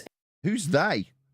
And how do you refute decades and decades of undeniable proof? Here Like what? Here's the proof, right? Okay, let's see if this is proof he offers now. are 7 ways to prove the Earth is round. Number Oh, here we go. This is ace. What ships sail off into the geometric physical limitation of a hill block in their view? No, if the Earth was a sphere radius 3959 miles, as is asserted in the geometric Earth curve calculations, then every distance that hill block in these boats, in your first example, could be no more than 1.2 times the square root of the observer's height in feet. The distance to the horizon in the Black Swan is demarcated by 2 oil rigs, putting the horizon, your Earth curve edge block in these boats, beyond the physical geometric limitations of a hill, called Earth curve, blocking boats in this example. Therefore, the horizon is not Earth curve. It's not a hill blocking boats. Just let chocolate in. Oops. Number 1, watch a ship sail off to a sea. The boat will appear like it's going over a hill, which is like a sphere-shaped planet. Number Sorry, did somebody say that they object to me using the word hill? Yeah, you think it's a hill, Dumbos? That's it, just say that again. Epic. undeniable proof. Here are 7 ways to prove the Earth is round. Number 1, watch a ship sail off to a sea. The boat will appear like it's going over a hill, which is like a sphere-shaped planet. Number 2, We all clear? Sphere-shaped planet? Wow. Yeah, so if the Earth was a hill, getting in the way of boats and buildings, the hill would have physical limitations. Because hills tend to be that way when they block things. Yeah, we debunked it. Black Swan.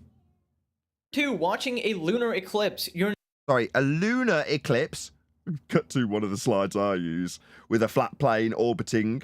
So we've got orbital motion that's derived from a flat plane measurement to put a flat disk into orbit. Well, ironically, that would be more appropriate because the measurements that you derive your orbital claim from were from a flat plane. But because we don't have a, flat plane shadow, maybe you should look into how the moon creates shadows that you can tell the time with. Because that would absolutely annihilate your heliocentric distances and assertions of eclipses based on heliocentric motion. Yeah, we can annihilate this garbage too. Eclipses prove nothing beyond your orbital motion assumption that is derived from flat Earth measurements. You're not going to see a shadow of Yeah, that's a straw man. Nobody claims you would. like a flat object. You're Nobody claims you would. going to see a spherical shadow. Sorry, does that look like a shadow to you? I can see all of the moon, all of the craters in the shadow. Number 1, shadows don't change colour. What's going on with the colour change? I've seen it with my own eyes. It wasn't obscured by a shadow, it changed colour. Number 3, climb a tree. What, so you can see the geometric limitation called Earth curve? I'm pretty sure this is the same as 1. Am I wrong? You can see a further distance. If Oh, what, like you can see beyond the geometric limitation of an Earth sphere edge hill getting in the way at 1.2 times the square root of the observer's height in feet up a tree? Yes, it's the same as number 1, Dumbo.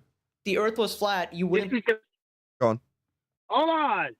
This is the first thing that I found when I started looking into flat Earth. This thing right here, to climb up a tree.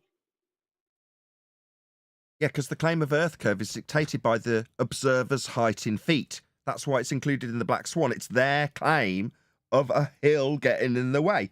Climb a tree, you can see further beyond the physical hill. That's the same as their first claim, with boats going over the hill at 1.2 times the square root of the observer's height in feet, obscured by its hill-like nature that they like to deny when we debunk it with the Black Swan. Go ahead. Proves your kitchen table's curved, doesn't it? If you put your eye down, yeah, and then raise your eye, you can see further across the table. And because you know you've raised your eye, there's proof that the table's curved, because he's just started.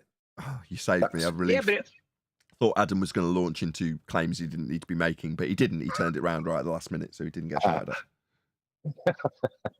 That's the fundamental of their claim, isn't it? That's actually what is being presented to us.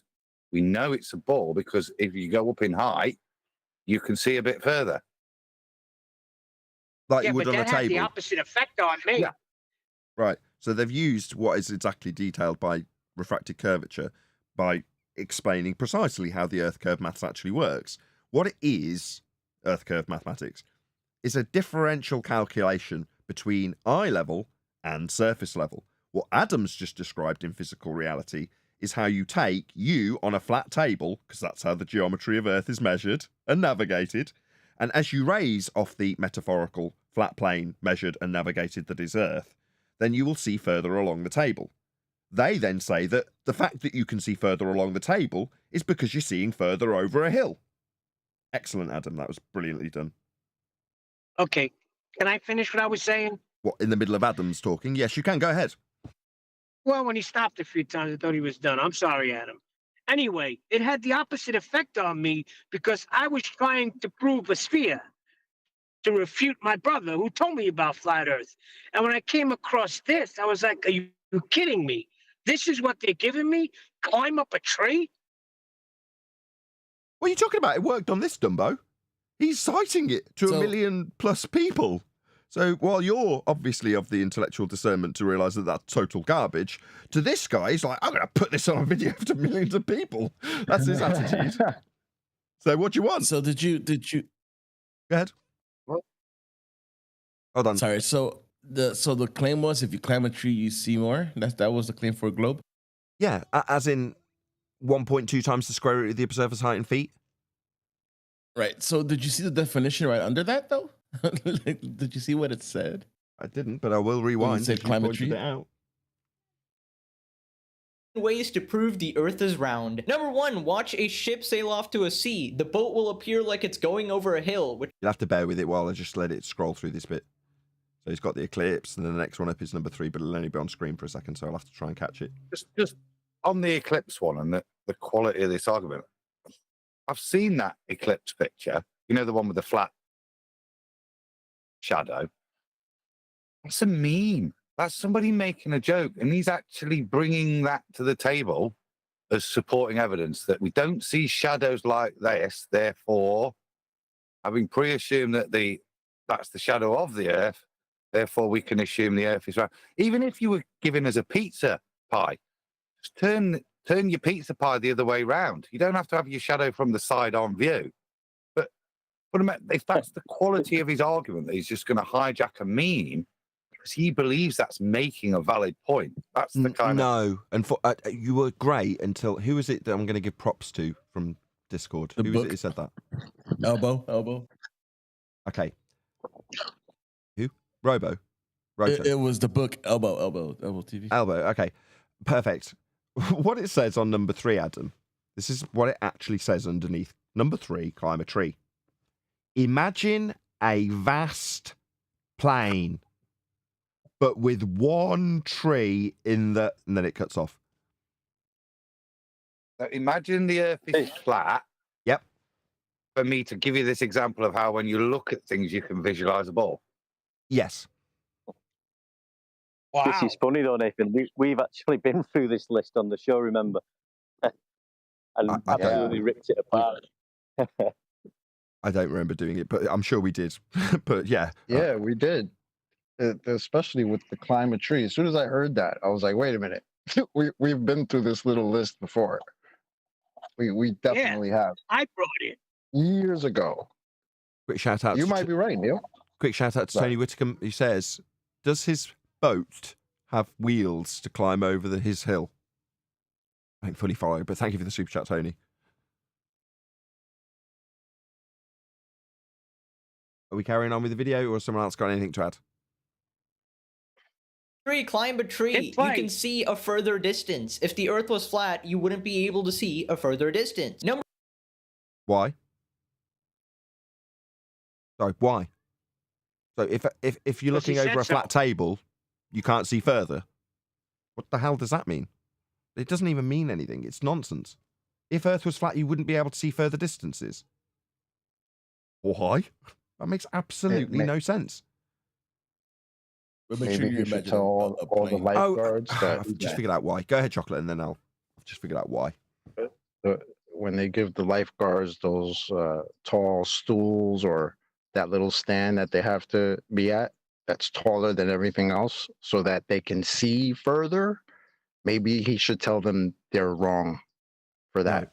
That's an excellent point. That's correct, but that's not why it's done this way in this particular piece. And I do remember why it's done this way from covering it. Okay. The reason it's paraphrased that way is because later, when referencing the Earth curve maths, it cannot reference perspective. So instead of highlighting that or allowing that to be highlighted, they flip the burden onto the flat earthers and ask you why you can't see New York from Ireland. And they assert that if Earth was flat, you would see New York from Ireland.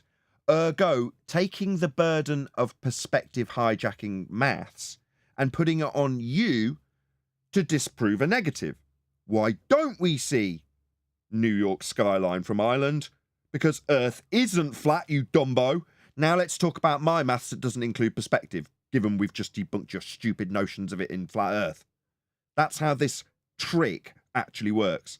Now, that leads them to the stupid notion that when you're asked if you're a flat earther, why don't you see New York from Ireland? Or whichever example they give you. You go, hashtag shit shrinks. This argument is so silly. It's almost like they're trying to debunk perspective with perspective. They've got to flip that burden somehow because it's being ignored in their calculations. How? Well, the boat in the calculations for Earth curve, where they say a hill's getting in the way, here's the maths for it, the boat never changes in size. Doesn't matter if it's 1,000,000 miles away, 1,000 miles away, or right in front of you, it's a 30-foot boat. Oh, hold on, what about if it's further away and got smaller? Still 30 foot. Well, doesn't that ignore the fact that it gets smaller as it gets further away? Yeah, but we're going to be calling that Earth curve.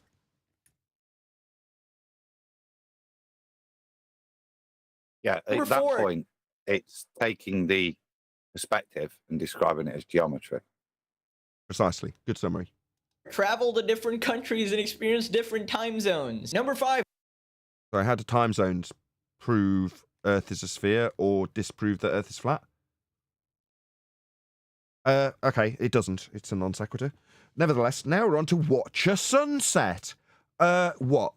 Watch a sunset behind the physical geometric limitation of an Earth curve hill getting in the way of the sun at 1.2 times the square root of the observer's height in feet. You see, this seems very similar to number 1 and number 3. Is it just me, or do a lot of the claims of Earth curve come with a physical geometric sphere edge horizon we debunked in 2020, claiming to be blocking things like boats, or whatever you're looking at in the distance when you climb a tree, or the sun in this example? These are all the same claim. We debunked it in 2020. Black Swan. I've watched a Can I ask a question, Nathan? Feel free. When the sun is setting, can you still do an elevation angle to it? You can. There you go. Proof of a flat plane. But elevation angle measurements require a flat plane. Set. Number 6, measure shadows across the country. Shadows across the country? You see, again, I think I, just by chance, I don't normally drop it in, but it was mentioned a couple of days ago, talked about the shadows that the moon produces. We call that the bad moon shadow. Because in terms of heliocentric rhetoric and the distances to the sun giving you on a rotating Earth the time, you wouldn't be able to achieve the same thing with the moon, given its closer orbital value. But you do! Debunking all notions that the shadows from the sun only would infer that you've got a sphere Earth. Further to that, all of your light from a sphere Earth in a sphere Earth rhetoric that was originally derived from a flat plane are supposed to be coming in parallel, but yet at the same point must be converging on the point of light in the sky. That's paradoxical and it's right on its face. Number 7, Google International Space Station photo. What, the one in the sky vacuum? See, these two people on Highwire are part of a stage show called the ISS. Simultaneously, there is a light in the sky called the ISS. But while they dangle upside down, they are claiming to be upside down because they are falling around in a motion around a sphere when the motion was derived from a flat Earth elevation angle measurement in the first instance with respect to the celestial sphere on a flat plane. So you can't have a ball Earth with items falling around it in a derivation of maths that's measured from a flat Earth, because that makes no sense. But what we do know from those facts is that this is automatically fake and not taking place in a sky vacuum falling around a ball Earth, therefore automatically fake. The sky is not a vacuum. Orbital motions described by Kepler, invented by the church, at the behest of the church, to figure out when Easter should be, don't put stage shows in reality in a sky vacuum. If there was a sky vacuum called outer space, we'd all be dead, because the gas we're breathing, which is at high pressure, would expand in all directions and vacate into the area these guys are claimed to be falling around a ball Earth in, which isn't possible because the measurements that are used to claim that were taken from a flat plane. Photos, but something tells me that won't convince. Sorry, photos? What, of high pressure gas not expanding into this black area that's 10 to the minus 17 Torr vacuum. That's called a second law of thermodynamics violation, not a photograph. I'm sorry, you'd have to be a complete idiot to still think that the Earth is flat. It's What, after you've read a tramp stamp under a video? Yeah, you'd have to be a complete moron to take as read everything you read underneath Twitter videos and YouTube videos. That makes you moronic. complete lunacy, and this No, it's complete lunacy to have absolutely no critical thinking skills whatsoever. It offends me. is coming from someone who literally Is this a guy that should be pulling a lever? If John was here, he's not. Or is this a guy that should be disseminating the parroted garbage tramp stamp information he didn't research and was presented to him under a video to millions of people? Oh, it's the latter. Why? Well, because it comports with the narrative, being a brain-dead cuck zombie repeating exactly what you've read under a video about the subject you're supposed to be researching. questions everything. I test the chemical composition of the water I drink. I'm literally Do you? Why? Why? Sorry, does that make you a scientist? Maybe you'll claim it. Let's see. the guy you go to when you have an absolutely crazy idea that nobody wants to believe. Why would anybody go to you with any ideas about anything? I mean, all you'll do is parrot off verbatim the garbage you read when you type in the first sentence of what you're researching and agree with the auto-suggest. will maybe support you if it has some merit. And my official Merit? Allow me. Earth is measured flat. Let's see how you cope with that. Were you to respond? Let this guy know. This is Pegasus. At Nathan Oakley 1980 sent me. And see, were he to actually view our video. What he actually says, when presented with something, quote, with merit. Earth is measured flat. In order to believe you're on a sphere, you start with measurements off a flat plane with respect to the celestial sphere over a flat plane. From there, you can start inferring that the ground, measured flat, actually diverges from flat because it's spherical. You can, but you'll need a flat Earth as a starting point. Let's see how you cope with that merit. diagnosis, despite being crazy, A diagnosis? What the hell? is that no, the flat Earth theory has no ground to stand on. Other than the flat plane measured to infer it's a sphere. Then he shows another video of basically people talking to, like, I don't know, pilots or something. What gave it away? Them sat in an aeroplane? I don't know. What are they, pilots or something? These guys with little badges on their shoulders, sat in an aircraft at the front of it. I mean, maybe they're pilots. And the pilots are Before saying, you press play, what is he going to do to their testimony? Is he going to accept it as an expert, somebody that does this thing every single day, keeping people alive? Or is he going to, or is he going to ridicule and decry the pilot's opinion? He's happy to take Google, but now we're going to have a pilot that is not in agreement with his mainstream view.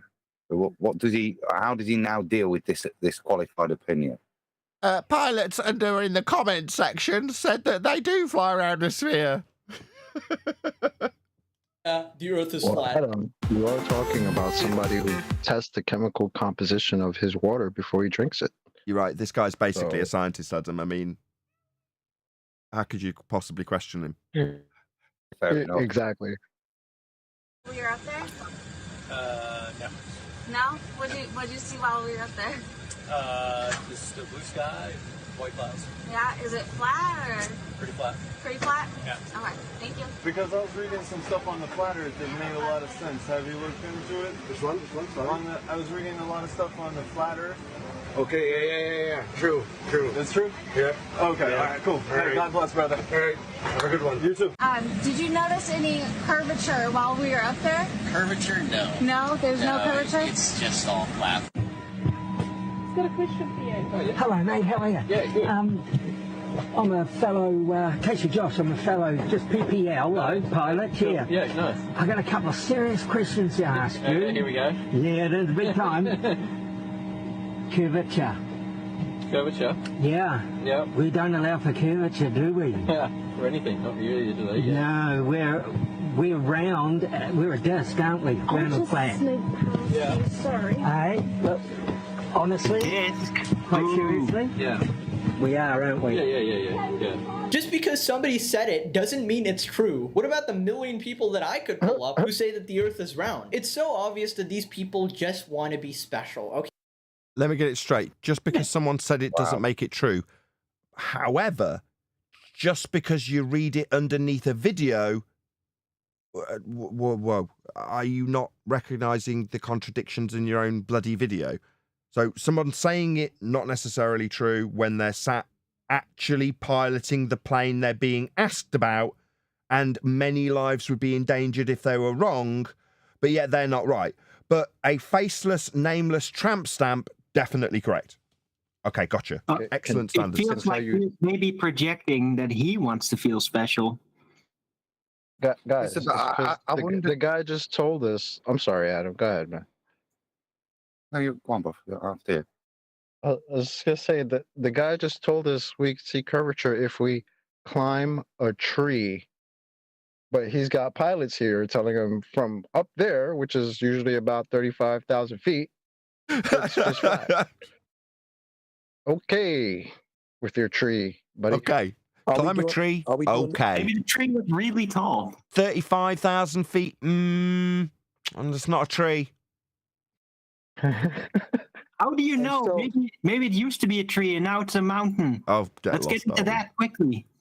Okay, if they believe something that nobody else believes, they think they will be special and they'll be the ones to make this amazing breakthrough that no.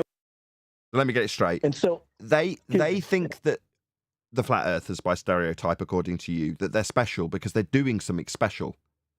Sorry, only moments earlier, you, for absolutely no reason whatsoever, told us about your testing of your water.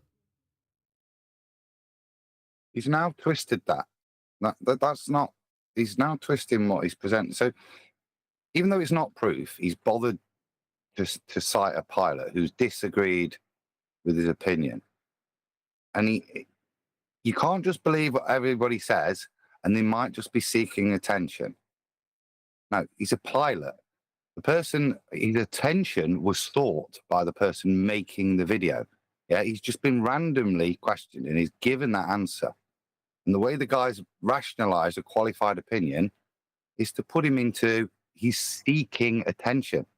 He's clearly not. The flat earther might be, but the random pilot that's just been asked ad hoc, he's not seeking anything, is he? But the way he's dealt with, the way completely denied his worldview, this expert opinion, is to attack him personally. He's an attention seeker. Therefore, his opinion, as qualified as it is, isn't worth anything. Now it's attention seeking flat earthers. Okay, I'm going to contrast this with you now, Adam. You found yourself in the hotspot, so I don't normally do this, and you'll understand why I'm doing it now after the fact. Right, notwithstanding the fact that he's decrying doing certain things to feel special after detailing what he did with his water, how often, typically, would you mention what you do for a living on this show? Very rarely. You lot tend to. Well, we tend to, right. But you wouldn't just drop it in for no reason to make yourself, for example, feel special? No.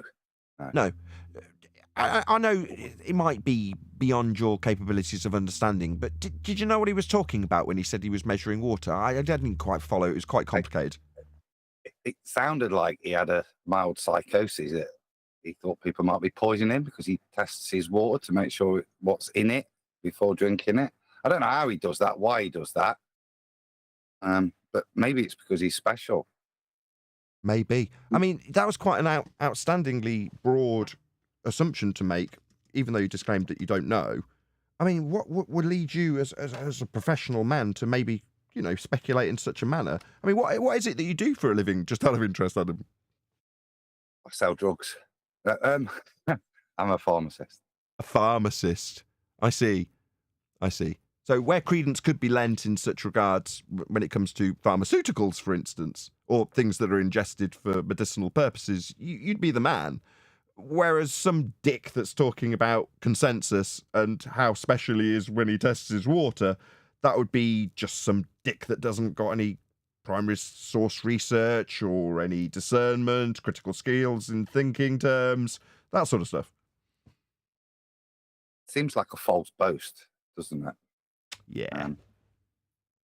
Nobody's been able to prove. And honestly, I encourage all types of discussion. You know, it's very important. Oh, thanks.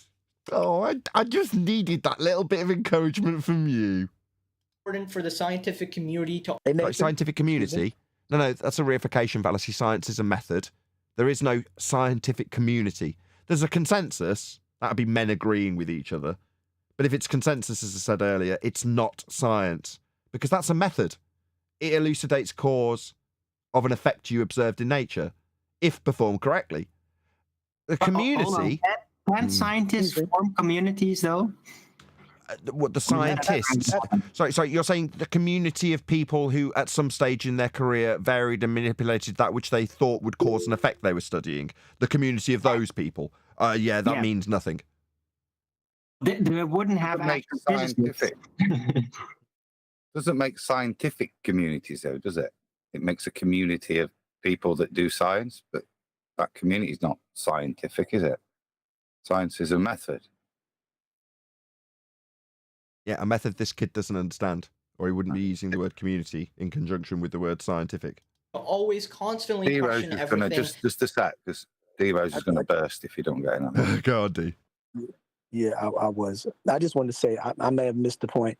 The point of this reviewing this particular video is it because we're trying to. We don't have anything else to do. Nothing more challenging. Or we just going back into time to try to resurface back in the day I see. assertions by Globers. You're looking for deeper meaning. There isn't one. I just didn't have a video and someone went, here, I'll cover this. Oh, okay. I thought so. So I was like, what is this? See, but it's the problem is, though, is that it's this kid. I mean, I call him a kid. He sounds like a kid. He sounds like he's 12 or something. He's actually 47 years old. Get out. Is he? Absolutely. Anyway, he's the one bringing these old school arguments to the forefront today in 2023, right? He's the one in this video that just said, climb a tree, right? So it's not really like we're... Say again? This is only 4 months old. This is not dealing in an old argument. This is old arguments being used as defense. To the... Yeah. The thing is, as well, guys, this is when I brought it to the show a few months ago. My point was, if the ordinary Joe does do some research on how to find out how the Earth was measured and how we know it's a sphere, they're the 7 questions that you get now. They're the 7 examples you get. Climb a tree. This is what is on offer for the globe proof. It's ridiculous. It's embarrassing. Yeah, that was what Neil was saying earlier.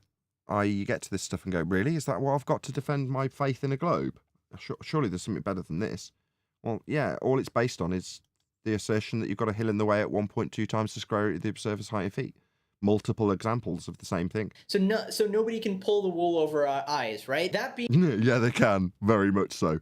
For you, with just a bit of text underneath the video. Surprisingly easy. said, you are still completely cuckoo nut job crazy. Looking at some of the responses here, wait, what? You really think the Earth is flat? No, we know it's measured flat and can demonstrate how that's the case. It's obviously flat. What makes you think it's a spinning ball besides NASA? It's the crap we have to deal with in comment sections. Baseless assertion after baseless assertion in response. So it's obviously flat. No, at least I would caveat with that obviously, observably, measurably, navigably flat. You know, that list has got longer. Go on. And the model is based off a flat plane. Yeah. Hollywood. Yeah, but he's and the not lying. Greeks. Listen, It is obviously flat. Yeah. The guy's not lying. No, it's not lying. By every measure. Yeah. and I hate Hollywood as much as the next guy, but really, are you actually telling me it's all a Hollywood plot? What if Yeah, I mean, you could. That's slightly lower down the ranks, though, as much as this might surprise some people, if I could say that word. Just have a drink. Yeah, the standard is lower in Hollywood. So, as Dilly Gill has described this many times, NASA are on the cutting edge of cinematography. Yeah, so while you can infer that, oh, what is it all just a big Hollywood charade? Well, yeah, Hollywood borrow equipment from NASA because NASA are the ones on the cutting edge of suspension of disbelief, cinematography. In this instance, fooling you into believing that a stage show called the ISS, which is what you've presented thus far, is actually taking place in the sky vacuum in violation of natural law. For that, you need to be on the cutting edge. You know, Hollywood are behind NASA.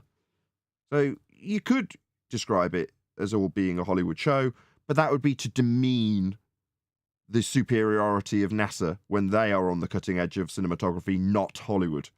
Gravity from large objects like planets. Gravity? What? Large objects like planets? What? Lights in the sky aren't large objects with gravity. Gravity's a bent pseudo-Riemannian force space. The assertion that the lights in the sky are objects are only based on derivations of Kepler's orbital motion and Huygens' assumption that Venus has the same R-value as Earth that we debunked in 2020. Bend light. Oh wait, they do. Any evidence or just more wishes and hopes and dreams? So every planet in the entirety of space is round, but... Is it? No, you don't have binocular vision capable of discerning the three-dimensionality of anything in the sky, ever. So to say round is ambiguous at best, but infers orbital motions and spheres if you're on a globe. Now, the lights in the sky are nothing more than that. Now, the church wanted to know when Easter would be and charged Kepler with figuring out how we would know when those lights would appear in a particular location at a particular time. Better predictive capabilities led him to describe orbital motion with ellipses in a heliocentric model that was derived from a celestial sphere over a flat plane and the measurements that were taken from that flat plane, that's Earth, to give you the inference of ellipses in orbits to better predict when those lights in the sky will be where they will be. Now, after that, you have Huygens saying that Venus has the same size as Earth. It's just a twinkling light. But if we say it's the same sphere we infer after extrapolation of angle measurements from a flat plane, then that sphere we infer for Earth can have the same value as Venus, and that'll give us the scale and distance and size of everything spherical in a heliocentric world. Doesn't mean any of it's true. It's all assumptions. Means nothing. I mean, it gave him a good way of predicting when Easter would be.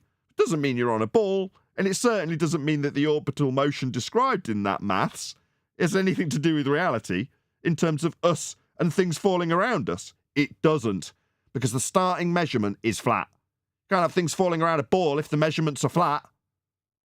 Earth isn't? Okay. You only think the lights in the sky are worlds that you can go to because of Matt Damon movies. No one even goes to the moon. You've been told those moving lights are worlds by a flickering screen. Absolutely correct. Zero actual evidence. That's absolutely true. You have not gone out to these lights in the sky and beyond your wiki parroting and your playing of videos that have been presented to you by people on the cutting edge of cinematography, while you raise up the elevation of Hollywood who are beneath them to infer that the world we've had the ball pulled over our eyes with is actually only of the standard of Hollywood? Lower than the standard of NASA? Man, you have no idea what's going on in the world, sunshine. Go on, whoever it was. No? I'm just wondering what Owen Benjamin's comments doing there on the screen. Is he reviewing that or something? It's his comments. That's who we're talking about. This whole thing is about Owen. Anyway, try and keep up. Oh yeah, the entire scientific community is lying to... Sorry, back to the scientific community. Oxymoron. Reification fallacy. If it's consensus, it's not science. us and entire careers... No, they don't have to be lying to you. We can show you how they've taken their measurements. I mean, when it comes to trajectories to the moon... I mean, it might be the case that they'll tell you that the telemetry data has been lost. But that telemetry data would require a flat plane for the orbital mechanics calculations, because it's in reference to angles off a flat plane. Yeah, no wonder they lost this stuff. But they're not lying to you. Why have you got Homer Simpson in a space outfit? I mean, we'd like to see the telemetry data for a trip through a sky vacuum that's definitely not in violation of the second law of thermodynamics or anything. But they've lost it. But what, they're not lying? Well, okay. Give us some telemetry data and we'll point out how flat Earth's required.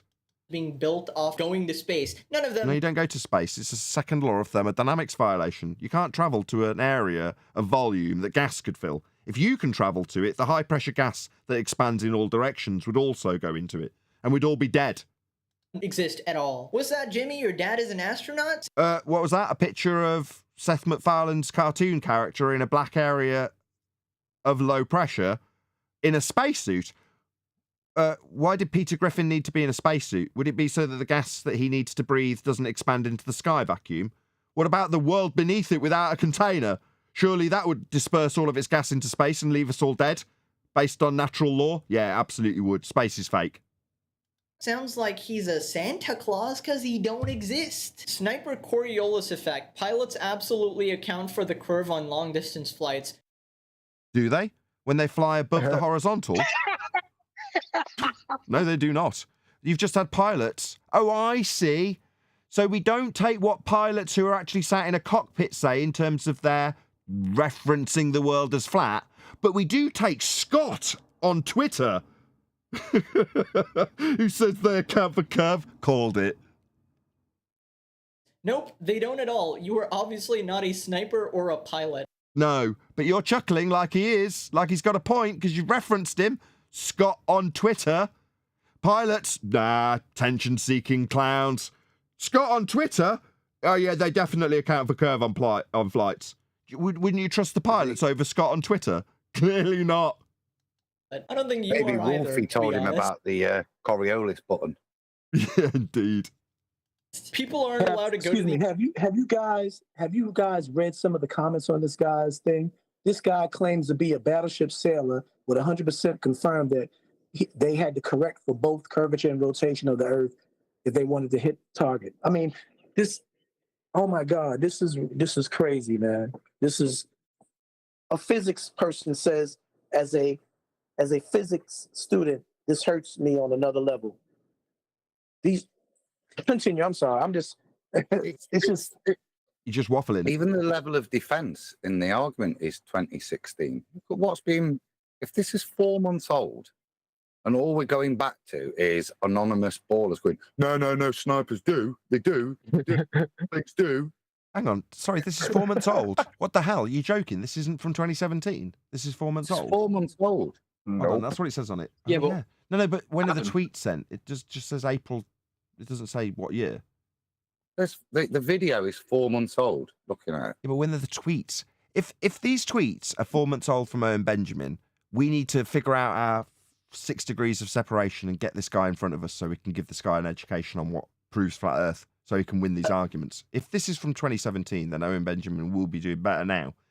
No. No, Owen Benjamin has been unbanned from Twitter for a while. He has been doing streams and all kinds of comments on there. So this is probably recent. We need to proactively contact Owen Benjamin. Who knows Owen Benjamin? Well, I follow him every day. I don't know him personally.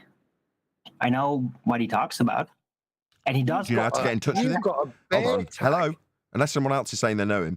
Do you know how to get in touch with him, Arwin? Arwin spoke to him. I did. Winnie and Bear. Yeah, I was in his chat once. But I mean, there's a lot of bears. I could get a message to him, I guess. We need to do that, yeah. If this is the stand that Owen Benjamin's currently employing, then he's, number one, he's no different to me wanting to contact Jaron or contact Dave to say proactively you can do better. Well, I'm not assuming that he's going to react the same way as Jaron and Dave, but we should be proactively contacting this guy. Right? He's going to the effort. He's putting the graft in. Surely he'd welcome having better arguments, so he wins more often. Well, he goes around for his own sources where he gets flat Earth arguments, and that also includes like David Weiss and other people. And he just really doesn't like to be told by people. So I don't think he would respond positively. But And this is my if you lay it down technically, he might take you can Hold on. approach this however best you see fit to achieve the same outcome as always. Now, clearly, I am not a dab hand at this, given that I've been called and claimed to be a scammer by both Dave Weiss and Jaron. I'm going to say that I am not the best person. I have not got the best tact. But given that you're disclaiming how the best tact would be taken with Owen Benjamin, I implore you to do that. And this is my point, why David Weiss should not have been the guy to talk to freaking Owen Benjamin. I wanted you to talk to him. I'm always right. Well, I don't live in America. I don't know him. I haven't met him personally. David Weiss has, so I think. More's the pity. Yeah. Okay. Well, I'm sorry. He's just friends and all that. So what? Okay, fine. He's got this far. We can help him get further. He doesn't like being told. Okay, well, that's going to be a struggle when we're trying to tell him things, isn't it? Well, we'll get past that bridge when we cross it. If you put Owen Benjamin in the title, and then there is a good chance that some of his followers are going to pick up on it and forward it anyhow, whether positive or negative. But I mean, he usually only like really reacts when he's like really into you or when he really thinks you're terrible. So if it's in between, he probably won't react. Or if he thinks you did something so stupid that he's got to make fun of it. Exactly. Right. Okay, fine, whatever. I mean, if this guy's proactively out on the circuit and putting out 2017 arguments, then number one, commend him for doing the do. You know, he's out there doing it. But he could do better, couldn't he? Yes, and I agree, and I've even said that on my own show when I addressed it. Like, he is not super good at physics. He's really good at social behavior analysis, especially with relationships. He's a master, better. I've never seen better. But he also likes to talk about flat Earth, but he kind of keeps it kind of simple. So he's not super technical about it. I don't know. I don't think he's even that interested in the nitty gritty. I don't definitely like to say that the Earth is flat. Obviously, he's into the nitty gritty in these comments. Obviously, he's interested. He's doing the do. How can you say that? Anyway, let me round this out. The guy who we're actually covering is called Pegasus, right? As I've got a whirly whirl. Everything going out okay to the audience? Seems to be. Got a whirly whirl. Don't know if the stream's died. Anyway, no, it's come back fine. Okay, right. The guy who we're watching currently is Pegasus, so please let him know. At Nathan Oakley 1980 sent me. There is a link to his video going by in the comment section now. Try and keep the comment nice, polite, friendly, whatever, so it doesn't immediately get deleted by the videographer. But just allude to the fact that we've covered his video, as I say, in the vain hope that should he respond, he would put a link to our video so we could receive algorithmic love where YouTube offer us none. These are going to be the closing comments before I round out this live show, guys. So if you do have anything to add, now's your time. You've got 60 seconds. Well, I think that, you could definitely get into contact with him. I think that he take you much more serious as a YouTuber since you're like more professional quality and all that, and you stay very focused. So you could potentially get in a conversation with him, probably more likely than me because, I don't fit the profile for people that he likes, even though I like him. Just let him know. At Nathan Oakley 1980 sent me, Owen. I'll go in his chat and let him know. Whatever. Obviously, this is going to go nowhere. With that, though, I'm going to say a huge, massive, enormous thank you to both Discord and G+ panels for making today's live show possible. And, of course, a massive thank you to all of you in either Nathan Oakley 1980 or Nathan Oakley... No, it's only on live, aren't we? I'm getting slightly befuddled at the end of this live stream. Massive thank you for all of you smashing the super chat, liking, commenting, sharing, subscribing, joining as a Nathan Oakley 1980 channel member and all that good stuff. I've been Nathan Oakley, and I will see you all in the next video.